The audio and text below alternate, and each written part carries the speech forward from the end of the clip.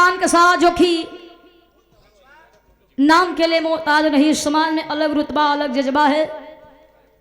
हमारी बड़ी बहन रुचि यादव जी में आप हारमोनियम बजाते, हमारे बड़का भैया डब्लू यादव, बड़का भैया जी पंखुड़े में गो था डब्लू ना, हमारे डब्लू बड़का भैया जी पंखुड़े में गो था पुष्पहार और सादर 100 रुपया देकर सम्मानित के लिए दिल से धन्यवाद मास्टर। ये दिखाई आखिरी होली हो हमार और सुधीर लाल यादव जी के आवाज में होली आई, एक से लगा धोबी हुआ, उसके बाद धोबी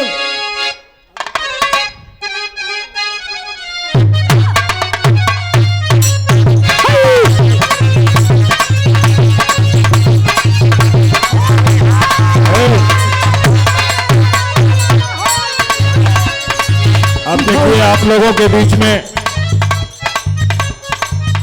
ठीक है भाई साहब, बस हल्का से 1 मिनट और रुक जाए, बस 1 मिनट लग रहा है, लगो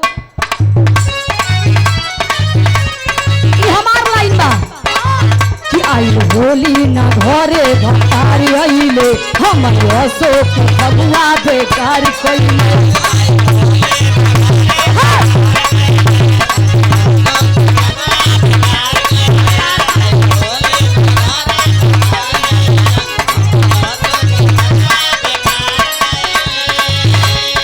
होली ना घरे भतारी आइले हमर अशोक भगवा बेकार कइले।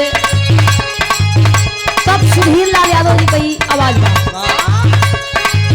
तो होली में ना भैया आइले, होली में ना भैया आइले भौजी ना समस्या गेला।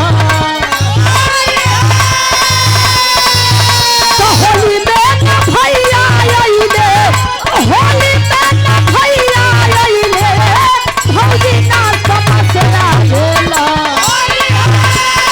अरे गोपाया गनवा लेला